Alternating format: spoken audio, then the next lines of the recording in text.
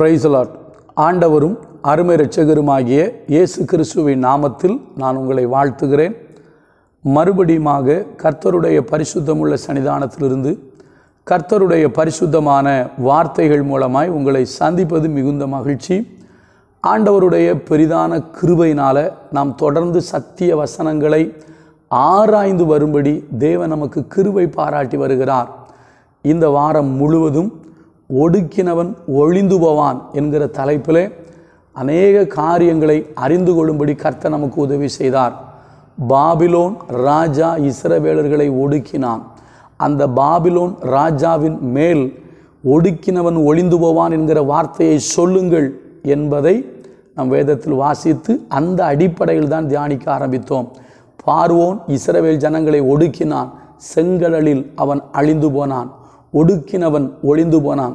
Sisera யாபின் இஸ்ரவேல் ஜனங்களை 20 வருஷம் கொடுமையாய் ஒடுக்கினார்கள். ஒடுக்கினவன் நிலத்துக்கு எருவாய் போனான். அசிரியன் ஒடுக்கினான். யாரெல்லாம் ஒடுக்கினார்களோ அவர்கள் ஒழிந்து போனார்கள். நேற்று பார்த்தோம், உன்னை ஒடுக்கினவருடைய மாம்சத்தை அவர்களுக்கே தின்ன கொடுப்பேன் என்று கர்த்தர் சொன்னதை நம்ம நேற்று வாசித்தோம். அதனுடைய ஒரு தொடர்புள்ள ஒரு வசனத்தை இன்றைக்கு நம்ம தியானித்து கர்த்தர் இதை சொன்னதனால சொல்லி நான் நிறைவு செய்ய விரும்புகிறேன். என்ன அப்படின்னா, சங்கீதங்களின் புஸ்தகம் 35வது சங்கீதத்தில் 10வது வசனத்தை நான் வாசிக்கிறேன். சிறுமைப்பட்டவனை அவனிலும் பலவானுடைய கைக்கும் சிறுமையும் எளிமையுமானவனை கொள்ளையிடுகிறவனுடைய கைக்கும் தப்புவிக்கிற உமக்கு ஒப்பானவர் யார் கர்த்தாவே என்று என் எலும்புகள் எல்லாம் சொல்லும். இந்த வார்த்தை கொஞ்சம் நல்லா கவனிங்க.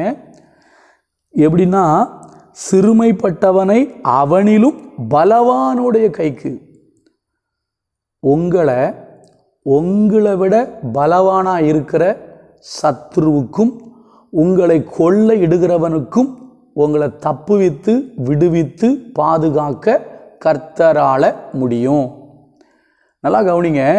அவன் சொல்கிறான், என்னுடைய எலும்புகளெல்லாம் சொல்லும் உமக்கு ஒப்பானவர் யார், அப்படி விடுவிக்கத்தக்க உமக்கு ஒப்பானவர் யார் என்று என்னுடைய எலும்புகள் எல்லாம் சொல்லும் என்று தாவீது சொல்கிறாரு. அப்போ அருமையான கர்த்தருடைய பிள்ளைகளே, ஒருவேளை உங்களை பார்த்து இந்த காலையில் கர்த்தர் சொல்கிற வார்த்தை, உங்களோடு மோதுகிறவர்கள், உங்களை ஒடுக்குகிறவர்கள் உங்களிலும் பலவான்களாக இருக்கலாம், உங்களை விட பெரிய ஆளாக இருக்கலாம்.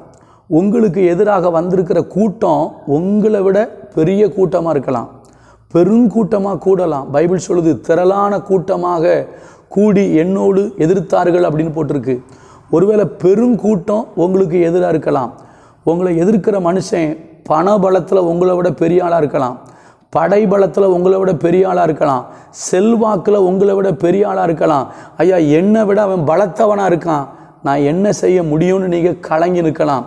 கர்த்தர் இந்த காலையில் உங்களோடும் என்னோடும் மிக திட்டமாய் பேசுகிறார். வசனம் தெளிவாக சொல்லுது.